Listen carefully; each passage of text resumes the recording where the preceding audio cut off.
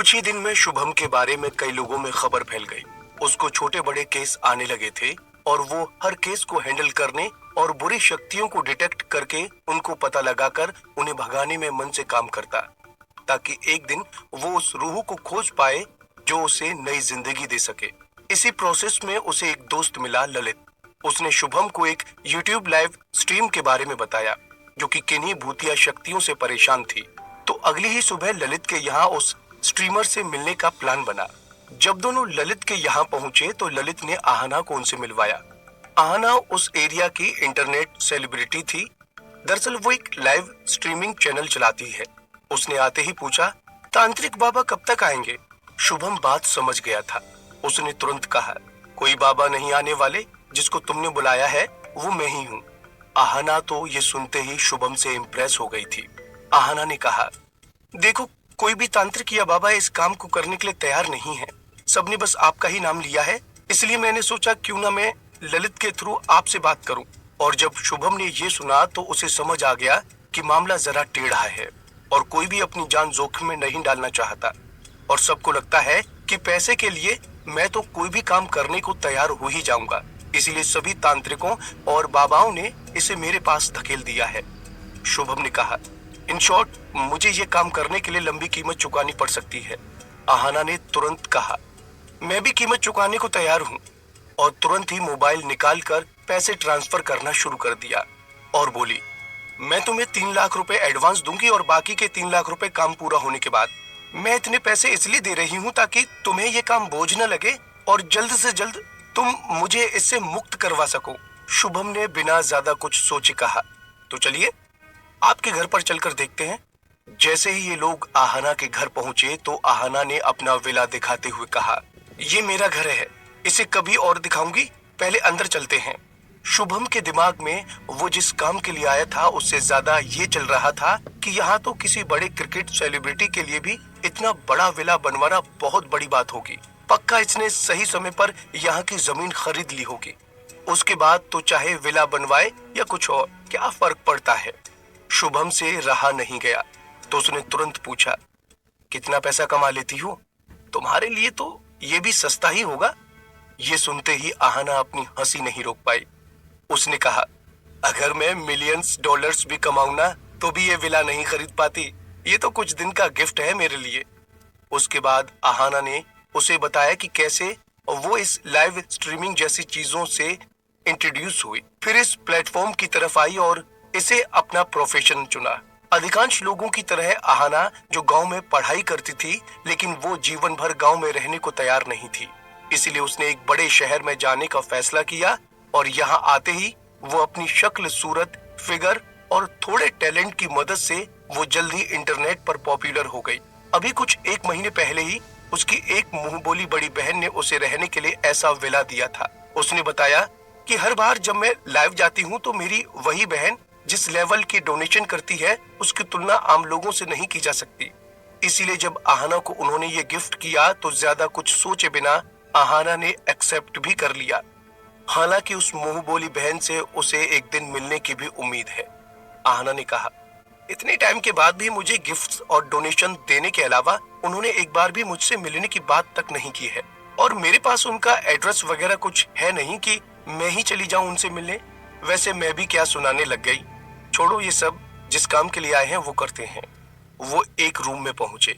शुभम को वहां कोई लाल या काला निशान नहीं दिखा, न ही किसी तरह का सुराग मिला जिसे वो बुरी शक्तियों के होने ना होने की पहचान कर पाता था। शुभम समझ गया कि भले ही इस विला में बुरी शक्तियां हों, लेकिन यहाँ इस रूम में तो फिलहाल कोई खतरा नहीं है। तभी आहना बताने लगी कि लगभग 20 दिन पहले मुझे हमेशा लाल शरीर वाली एक औरत यहाँ घूमते हुए दिखी और वो कई बार मेरे लाइव स्ट्रीम में भी दिखाई दी थी। आहना ये बोलते हुए काफी डरी हुई थी। उसने बताया कि लाइव स्ट्रीम में जब भी वो औरत दिख जाती है तो लाइव ऑडियंस और व्यूज भी बढ़ जाते हैं। लोगों को ये सब बड़ा फैसिनेट करता था, जिसकी वजह से मुझे मॉनिटरी फायदा बहुत ज्यादा हुआ करता था। उस दौरान मेरी आमदनी और फेम दोनों कई गुना बढ़ गए। लेकिन मुझे एक दिन बहुत भयानक बुखार आया, जिसके कारण मैं 2-3 दिन बेड पर ही पड़ी रही। उसी के बाद मैंने इससे छुटकारा पाने के लिए आप जैसे लोगों को ढूंढना और उनसे मिलना शुरू किया। ये बोलते हुए तीनों लोग लाइव स्ट्रीमिंग वाले कमरे तक पहुंच गए। कमरे की सजावट काबिले तारीफ थी, लेकिन समझदार नजर वाला कोई भी इंसान ये देख सकता था कि इस लड़की ने कमरे में क्या क्या रखा है। शुभम ने कमरे के हर कोने में और किताबों की शेल्फ पर ताबीजों की एक झलक देखी। शुभम ने सोचा कि इस लड़की ने मुझसे झूठ तो बोला नहीं है, क्योंकि उस जगह से सिनेबार, जो कि लाल रंग की मरकरी सल्फाइड का एक फॉर्म होता है, उसकी गंध अभी तक खत्म नहीं हुई थी। इसे हाल ही में यहाँ जलाया गया होगा। और जहां तक बात है उन मालाओं की, तो उन्हें भी शायद बुरी आत्माओं को रोकने के लिए ही रखा गया है। शुभम ने कहा, अच्छा लाइव रिप्ले करके दिखाना। आहाना उसको ऑन करने में लग गई।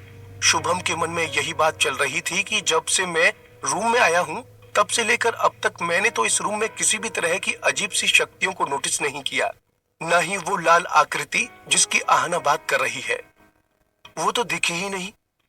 तो यहाँ कुछ है भी या नहीं, और अगर है तो वो क्या है? अब तक आहाना ने लाइव रिप्ले ऑन कर दिया था। उसने एक के बाद एक वीडियोस दिखाए, लेकिन पूरी टाइमलाइन में ऐसा कुछ नहीं दिखा जिसको देखकर कुछ अजीब या अननेचुरल लगे। जबकि जो वीडियो उसने चलाए थे उनमें वीडियो की शुरुआत में ही वो लाल आकृति दिख जाया करती थी, लेकिन अभी कुछ नहीं देखा। आहाना ने कहा, इतने तंत्र मंत्र जाप के बावजूद भी उसे यहाँ से नहीं निकाला जा सका, लेकिन जैसे ही मैं ये सब आप लोगों को दिखाना चाह रही हूँ तो वो गायब है। मैं तो और भी ज्यादा डर गई हूँ। इसको यहाँ से भगाने का कोई तो उपाय होगा। आहाना की हालत खराब थी, वो रोने लगी थी। उसकी ये हालत देखकर शुभम ये तो समझ गया कि ये उस आत्मा से बुरी तरह डरी हुई है, और वो आत्मा सच में यहाँ पर है। ये उसका कोई भ्रम नहीं है। शुभम ने कुछ सोच कर कहा, आज तुम फिर लाइव स्ट्रीम पर बैठोगी। देखो, सॉल्यूशन काफी सिंपल है। अगर वो आत्मा आज यहाँ आने का साहस करती है तो मैं उसे डेफिनेटली यहाँ से भगा दूंगा। अजय और ललित, तुम दोनों नीचे वेट करोगे। आना, टैबलेट है। जब बाद में लाइव स्ट्रीम चलेगा तो मैं उसमें पूरी स्क्रीन देख सकूंगा। आहाना ने टैबलेट ललित को सौंप दिया। शुभम भी बात करते हुए मुड़ा और उस कमरे से बाहर चला गया।